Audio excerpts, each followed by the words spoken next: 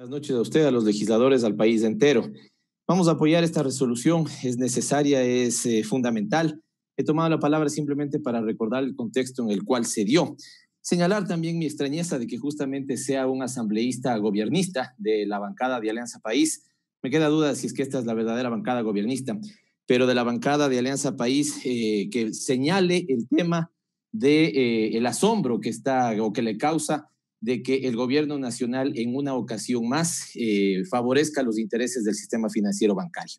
Quiero partir de una premisa. Nadie quiere un sistema financiero débil.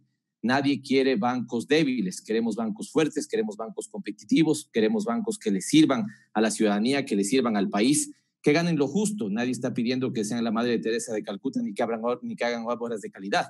Pero sí lo que queremos es un sistema financiero y un sistema bancario apegado a los objetivos de desarrollo del país. Y esto en lo absoluto está aconteciendo. Decía que me llama la atención porque he notado últimamente que los asambleístas de gobierno se sorprenden por este tipo de decisiones cuando lo que hemos tenido es la consolidación de un sistema plutocrático en estos 3 años y medio. Se asombran incluso cuando el Ejecutivo, desconociendo un trabajo de 8 años como la discusión del Código Orgánico de la Salud, simplemente lo vetó porque fue pensado, desarrollado, trabajado como iniciativa del gobierno anterior. Qué barbaridad lo que está viviendo el país en este tiempo, y lo que pasa con el sistema financiero y bancario es parte también de eso. Esa famosa, si ustedes quieren, descorreización, ese odio político que hemos fomentado, que veamos que a los ecuatorianos nos ha estado saliendo el odio más caro de nuestra vida o de nuestras vidas o de la historia nacional. Pongo en contexto lo que quiero decir, presidente, sobre estos elementos. Primero, aquí esta asamblea y los asambleístas que están presentando esta iniciativa votaron a favor de la primera ley que se planteó con carácter de urgente en materia económica, donde se hacía una cosa, por ejemplo, fundamental en ese momento para los intereses de la banca y fatal, diría yo, para los intereses de los ecuatorianos y las ecuatorianas, y que se lo deja ver más ahora en pandemia. Se mató el dinero electrónico sobre pretexto de que pronto el sistema financiero bancario privado nos ofrecería un sustituto. Yo no sé si alguien ya lo tiene, yo no sé si hemos podido tener este reemplazo del dinero electrónico que fue matado como una iniciativa simplemente por lo que tenía y lo administraba el Banco Central para ser entregado, insisto, por el sistema financiero y bancario, y aún no tenemos ese sustituto. ¿Saben por qué no les interesaba que exista el dinero electrónico? Era falsedad este tema de que se podía hacer emisiones inorgánicas y este tipo de cosas. Eso estaba absolutamente prohibido en el marco legal. No les interesaba porque ese sistema competía con sus sistemas de transferencias monetarias, competía con sus sistemas de tarjetas de crédito o tarjetas de débito. ¿Por qué? Porque lo que pasa es que ellos tienen altos costos por servicios financieros y no les sonaba bonito que haya un competidor que ponga bajos costos por servicios financieros.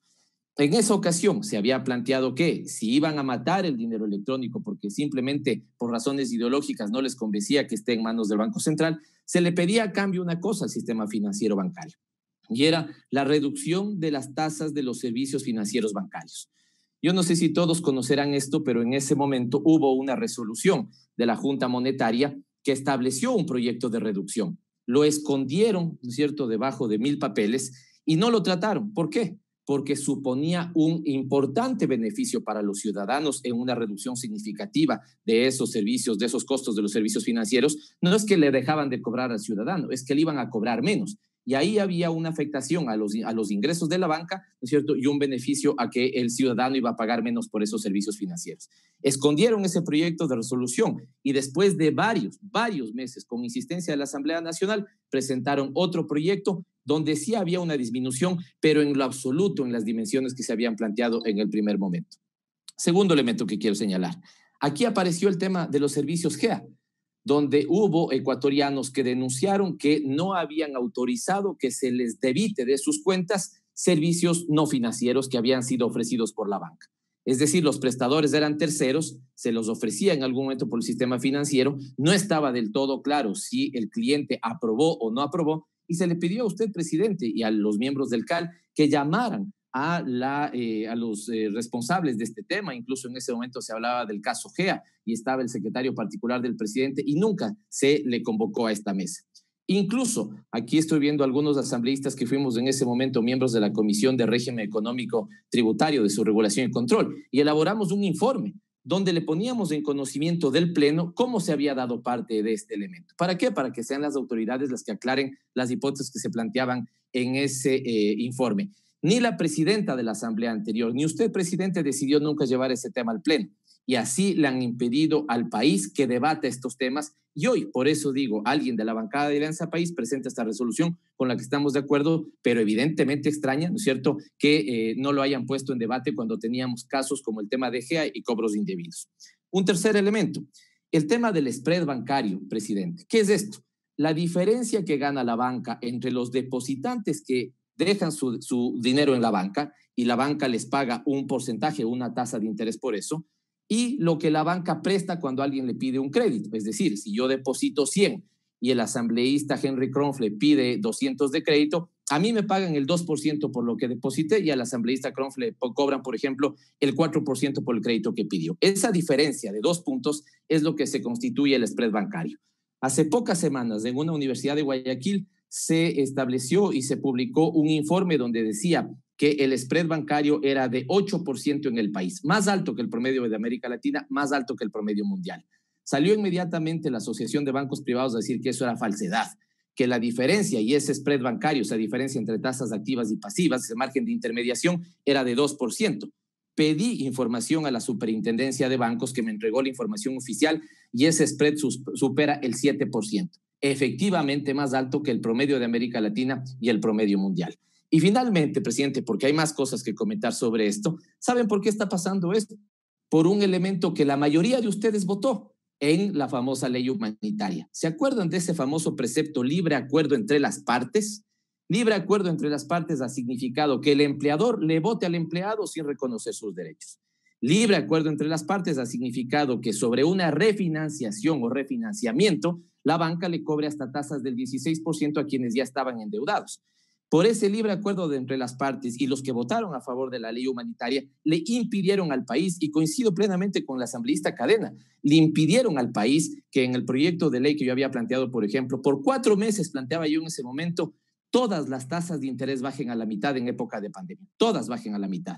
Pero no que los costos son muy caros, que este tipo de cosas. Y les han ofrecido esta famosa mentira, ¿no es cierto?, que fue nuevamente poner recursos públicos para que a través del Banco del Pacífico se presten, ¿no es cierto?, a los actores privados, productivos y emprendedores, ¿no es cierto? ¿Cuál ha sido el desempeño de esos créditos? Me parece que fueron a la Comisión de Desarrollo Económico y los resultados son bastante magros. Por lo tanto, presidente, vamos a eso. Coincido y apoyo lo planteado por el asambleísta Cadena. Debían habernos ya presentado, porque eso también establece a la ley humanitaria que muchos de ustedes votaron. Ya tuvo que haber venido el presidente de la Junta de Regulación Monetaria y Financiera a decirnos cómo es que bajaron las tasas de interés, y traigamos aquí a representantes del sector privado, pues a que nos digan si la banca efectivamente les está prestando más barato. Traigamos a gente que está en este momento endeudada para que nos diga si lo que hace pocos días era un titular en Diario El Universo es verdad, que están haciendo reprogramación con tasas de interés de hasta el 16%. El otro día alguien en la calle me paraba y me decía, asambleísta, yo tenía una deuda de $6,000 por tarjetas de crédito con la banca. Inmediatamente se aprobó la ley humanitaria, me plantearon un proceso de refinanciamiento, yo debo 10,000. Así que, asambleístas, no miren a otro lado. Eso es lo que aprobaron muchos de ustedes con la famosa ley humanitaria. Así que apoyo este proyecto de resolución, apoyo los elementos adicionales que se han pedido e insisto yo también, como lo ha hecho el asambleísta Javier Cadena, de que se ponga ahí. Y me parece bien, no solamente al presidente de la Junta de Regulación Monetaria y Financiera, a los miembros de toda esa junta para que nos digan por qué no han bajado las tasas de interés, por qué no han sido más agresivos en disminuir los costos de los servicios financieros, qué espera la banca para disminuir ese spread bancario, por qué tiene las tasas más altas que América Latina y a nivel mundial. Insisto, nadie quiere un sistema financiero débil, nadie quiere bancos que no le respondan con confianza hacia la ciudadanía. Si pueden estar más fuertes, que sea mejor, pero no a costa de fregarle la vida con, digamos, la política de cobros y endeudamiento al ciudadano, ¿no es cierto? Y ellos ser los únicos que están acumulando grandes ganancias en un proceso donde el país entero está acumulando grandes pérdidas también. Esa es mi intervención, presidente. Muchas gracias.